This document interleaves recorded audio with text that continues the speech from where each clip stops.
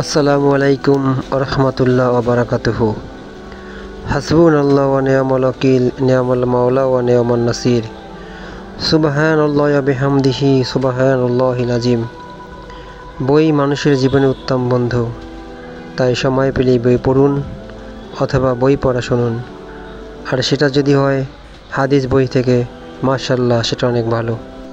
ইবনু আব্বাস রাদিয়াল্লাহু আনহু হইতে বর্ণিত, তিনি বলেন, নবী সাল্লাল্লাহু আলাইহি সাল্লাম রোজা অবস্থায় সিংহা লাগিয়েছেন এবং ইহরাম অবস্থায়ও সিংহা লাগিয়েছেন।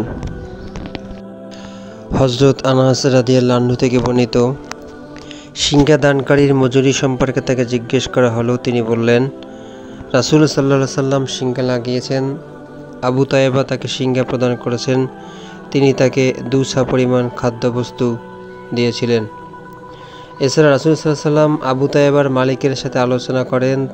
তারা দৈনিক আয়ের একটা অংশ যে হারে নিত তা তাদেরকে হ্রাস করতে বললেন। তারা তা মেনে নেয় এবং তার কাছ থেকে আদায়ের হার কমিয়ে দেয়। নবী করিম সাল্লাল্লাহু আলাইহি সাল্লাম আরও বলেছেন, তোমরা যে সকল রীতিতে চিকিৎসা করাচ্ছ, সিংহা লাগানো এবং কোষত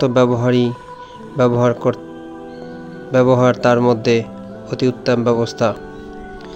তিনি আরও বলেছেন, তোমাদের শিশুদের জিহ্বার তালুর দাবিয়ে তাদেরকে কষ্ট দিও না, তোমরা কোষত ব্যবহার করো। কোষত বাহারি এক জাতীয় সাদা বর্ণের কাঠ বিশেষ, রোগে দাওয়াই হিসেবে ব্যবহার করা হয়।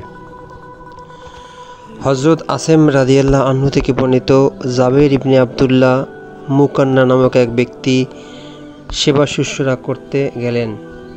তারপর বললেন, তুমি সিংহা না লাগানো পর্যন্ত আমি যাব না, কেননা আমি নবী করিম সাল্লাল্লাহু আলাইহি সাল্লামের কাছে শুনেছি তিনি বলেন, এর মধ্যে রোগের নিরাময় আছে। হযরত আব্দুল্লাহ ইবনে বুহাইনা রাদিয়াল্লাহু আনহু হইতে বর্ণিত, রাসূল সাল্লাল্লাহু আলাইহি সাল্লাম মক্কার পথে লাহাইয়ে জামাল নামক স্থানে ইহরাম অবস্থায় মাথার মাঝখানে সিংহা দেওয়া হয়েছিলেন। অন্য সূত্রে হযরত ইবনে আব্বাস রাদিয়াল্লাহু থেকে বর্ণিত, রাসূল সাল্লাল্লাহু আলাইহি সাল্লাম তার মাথায় সিংহা লাগিয়েছিলেন। হযরত ইবনে আব্বাস রাদিয়াল্লাহু আনহু থেকে বর্ণিত, নবী করিম সাল্লাল্লাহু আলাইহি সাল্লামের মাথা ব্যথার কারণে ইহরাম অবস্থায় তার মাথায় সিংহা লাগিয়েছিলেন। এ সময় তিনি সেই পানির কাছে ছিলেন যাকে লাইয়ে জামাল বলা হয়।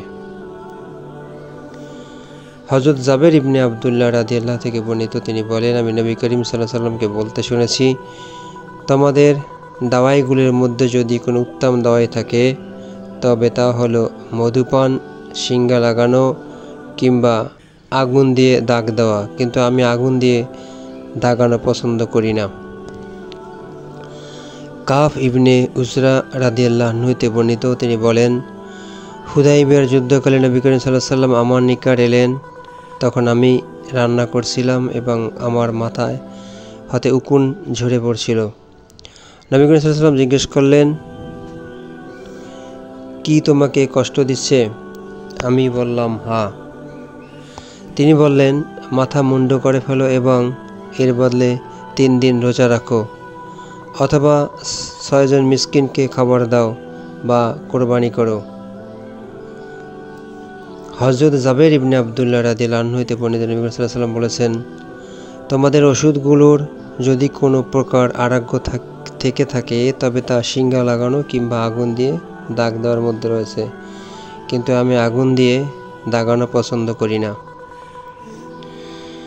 হযরত ইমরান ইবনে হুসাইন রাদিয়াল্লাহু কর্তৃক বর্ণিত, তিনি বলেন, বদনজর কিংবা বিষাক্ত প্রাণীর সাপ, বিচ্ছু ইত্যাদির দংশন ছাড়া অন্য কোনো ব্যাপারে মন্ত্রতন্ত্র জায়েজ নেই। আমি সাঈদ ইবনে জুবাইরের নিকট একথা বর্ণনা করলাম। তিনি বললেন, আমাদের নিকট ইবনে আব্বাস হাদিস বর্ণনা করেছেন যে রাসূল সাল্লাল্লাহু আলাইহি সাল্লাম বলেছেন, আমার সামনে উম্মতদেরকে হাজির করা হলো। পরে 1 জন কিংবা 2 জন নবী পথ অতিক্রম করতে লাগলেন। তাদের সাথে 10 জনের অধিক লোক ছিল না, কিন্তু এক নবীর সাথে কোনো লোকই ছিল না। শেষ পর্যন্ত আমার সামনে একটি বিরাট দল হাজির করা হলো। আমি জিজ্ঞেস করলাম, এটা কি? এরা কি আমার উম্মত? জবাব পেল, তিনি মূসা ও তার কওম। আমাকে বলা হলো, উপরের দিকে তাকান। হঠাৎ দেখলাম একটি দল সারা আকাশ জুড়ে আছে। পুনরায় আমাকে বলা হলো, এদিক ওদিক তাকিয়ে দেখুন, আমি দেখলাম একটি দল ঊর্ধ্ব আকাশে সম্পূর্ণ ঘিরে রয়েছে। বলা হলো, তারা তোমার উম্মত। এদের মধ্য হতে 70,000 বিনা হিসাবে জান্নাতে যাবে। অতঃপর নবী করিম সাল্লাল্লাহু আলাইহি ওয়াসাল্লাম ভেতরে চলে গেলেন এবং সকলকে কথা স্পষ্ট করে দিলেন না যে বিনা হিসাবে যারা যাবে তারা কারা। সকলেই বাদানুবাদ করতে লাগলো এবং বলতে লাগলো, তারা হলাম আমরা, কেননা আমরা আল্লাহর উপর ঈমান এনেছি, তার রাসূলের অনুসরণ করেছি, কিংবা তারা হবে আমাদের সন্তানাদি। ইসলামের মধ্যেই তাদের জন্ম, কেননা আমাদের জন্ম হয়েছে বড় বড় যুগে। নবী করিম সাল্লাল্লাহু আলাইহি ওয়াসাল্লামের নিকট এই বাদানুবাদের খবর পৌঁছালে তিনি বের হয়ে এলেন এবং বললেন, এরা সেই সব লোক যারা মন্ত্র পড়ে না, বদ ফালি করে না এবং আগুন দিয়ে দাগ দেয় না, আর নিজের রবের উপর ভরসা রাখে। তখন উক্কাসা ইবনে মেহসান আরজ করলেন, হে আল্লাহর রাসূল, আমি কি তাদের অন্তর্ভুক্ত আছি? তিনি বললেন, হ্যাঁ। এরপর আরেকজন উঠে দাঁড়ালো এবং জিজ্ঞেস করলো, আমি কি তাদের অন্তর্ভুক্ত আছি?